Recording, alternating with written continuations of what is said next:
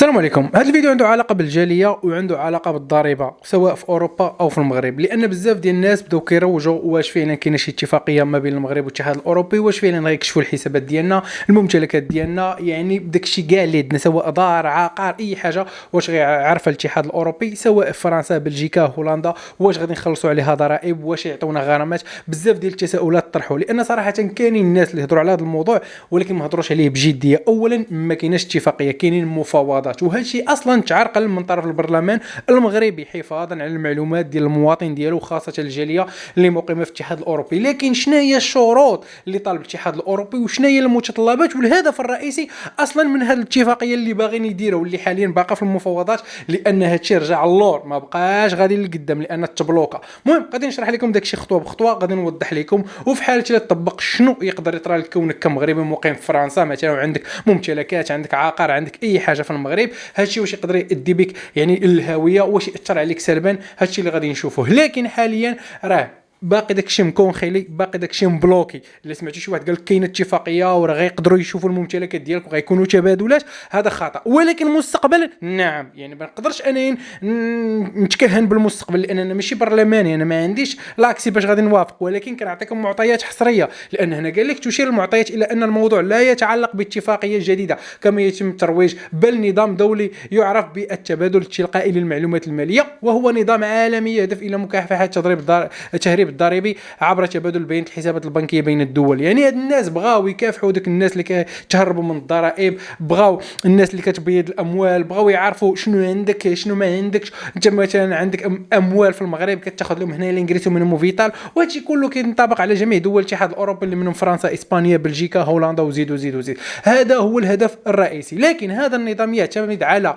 قيام بنوك بارسال المعلومات الحسابات الى السلطات الضريبيه التي تقوم بدورها بمشاركتها مع الدول الاخرى بشكل سنوي. يعني غنشرح لكم واحد السيستم اللي باش تفهموا بخلاصه. يعني دابا مثلا حنا عايشين في الاتحاد الاوروبي، كاين اللي مثلا عنده بنوك خارج اسبانيا مثلا فرنسا بلجيكا هولندا وكيخدم بهم، هو عند بالو راه مطور الا خدم بهاد البنوك راه ما غيتابعوش ضريبيين، وهذا خطا لان كاين واحد السيستم فارض على هاد الدول يعني تبادلوا هذه المعلومات الضريبيه وهذه الارقام وهذه الحسابات في جميع انحاء دول اوروبا. مثلا انت عندك واحد البنكه المانيه كتعطي المعلومات ديالك لاسبانيا، غتقول باش يعرفوك بطبيعه الحال فاش كتحل واحد البنكه كتحل بوراق اسبانيين وكتخول لك ايبان اسباني، ورغم ذلك هي في المانيا. مثلا كان كمثال ان 26 وايس، بعض البنوك مثلا ريفولوت، وزيد وزيد وزيد. اذا بخلاصه القول هما بغاو يطبقوا على دول الافريقيه اللي منهم المغرب، لأن هنا قال لك لكن في هذه الحالة المغرب لم يتم تفعيل هذا النظام بشكل كامل، حيث تعثرت المفاوضات وتم تأجيل المصادقة عليه داخل البرلمان بسبب مخاوف تتعلق بحماية المواطنين وخاصة الجالية المغربية في الخارج. وشيء منطقي لأن أغلبية الناس خدامين كيرسلوا أموالهم، كيبنيو ديورهم، عندهم عقار، عندهم استثمارات، عندهم مشاريع، عندهم ولاد، عندهم عائلات، يعني كيخدموا هنايا وكيصيفط لهم لدرجة أن كاين كتلقى راجل وعنده وليداتو تماك يعني مسكنهم في واحد الدار، داير لهم واحد الحساب بنكي كيصرفوا منه شهريا. هادشي كله هما بغاو يعرفوا، وإلا عرفوا عندك هنا يعني في المغرب غير هنا غيقطعوا عليك الماء والضوء، هنا تخلص على داك الشيء غتخلص عليه ضرائب، لأن واخا يكون عندك واحد الدخل قليل يعني انت اجباري تصرح بداك الشيء، لانك انت فاش كتقوم هنايا يعني كمقيم في اسبانيا ليغال واحد المده معينه، بقيتش عاقل بالضبط، خفت نقول لكم المده يخرجوا لي دوك الفلاسفه. المهم واحد المده اللي قليله على ما اظن واش 101 نهار، المهم ما نقدرش نقول العدد، المهم ما كيفوش سنه، اوكي باش نخليوها هكا، ضروري خاصك تصرح، اوكي. لان هنا قال لك ما الذي سيتم تبادله في حاله تمت هذه الاتفاقيه مع المغرب. اولا أرصدة البنكية، فوائد والأرباح، والبيانات الحسابات، اوكي. ما لا يتم تبادلهم مباشره هما العقار بشكل مباشر والممتلكات الغير بنكيه. يعني هما بغاو هادشي حتى هو يتبارطاج معاهم، هادشي هما باغيينه، داكشي كاين عراقيل. داكشي علاش البرلمان اللي يخطي لينا صراحه بغى يحمي المواطن ديالو، لان اش جابنا حنايا في المغرب نعطيكم معلومات ديال هاد الناس. ها انتم كاع عطيتونا ديال اوروبا باش غادي تفيدنا؟ اذا ما غاديش تفيدنا، ولكن هما غادي تفيدهم بطبيعه الحال، لان هنا قال لك من الناحيه الرسميه الهدف من هذا النظام هو تقليص الجريمه الماليه خاصه التهريب الضريبي وغسل الاموال. وهذا الشيء انا ما كيبان لي غير ماشي لوجيك بطبيعه الحال، لان الجرائد ما غاديش يقول لك باش تخلص الضرائب ويقطعوا لك الماء والضوء ومثلا انت ما عندكش الحق في هذه المساعده لان مثلا عندك ممتلكات. وهذا الشيء طرا مع واحد المغربيه، هذه واحد القصه واقعيه نقول لكم بخلاصه.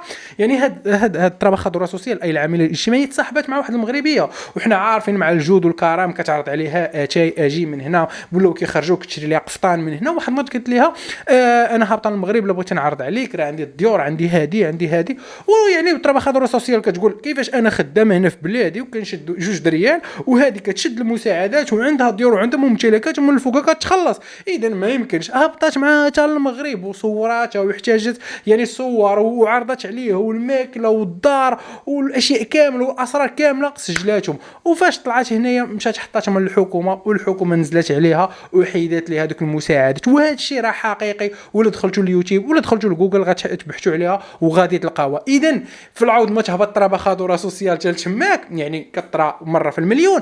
اخويا خلينا المغرب هو يطلع لنا المعلومات حتى لعندنا وحنايا نشدوا هاد الناس ونجيفهم. وهذا الشيء شفناه بطبيعه الحال، لان حتى واحد النقطه اساسيه كطرا هنايا في الاتحاد الاوروبي كيخرجوا لها ملايين ديال الاوروات سنويا. سمعوا يا اخوان، ملايين الاوروات كيخرجوا لها سنويا. وهذا الشيء ما باغاش، لان واحد السيوله كتدفق يعني في شمال افريقيا كبيره بزاف، لان الجاليه المغربيه المقيمه في الخارج نهضروا على اسبانيا. مثلا في اسبانيا كاين واحد 2 المليون ليغال، مثلا نهضروا على 2 المليون ما نمشيوش بعيد. هاد 2 المليون راه اغلبيتهم كيصيفطوا مثلا كل واحد صيفط 1000 اورو، واحد 500 واحد 300 واحد 400، كاين اللي مصيفط 5000، كاين اللي يعني غير واحد ضربها نديروا في هاد 2 المليون وضربها في فرنسا وضربها في بلجيكا وضربها في هولندا. يعني كنهضروا على ملايين ديال الاوروات كيخرجوا سنويا. وهذا الشيء ما باغيش الاتحاد الاوروبي لدرجه انه فرض قيود على بنوك، خاصه دوك البنوك الصغرى او الانترميدياريز، دوك كيفاش غادي نقولهم دوك لاجونسات اللي كيتوصلوا مثلا بحال ساندويف طاب ساند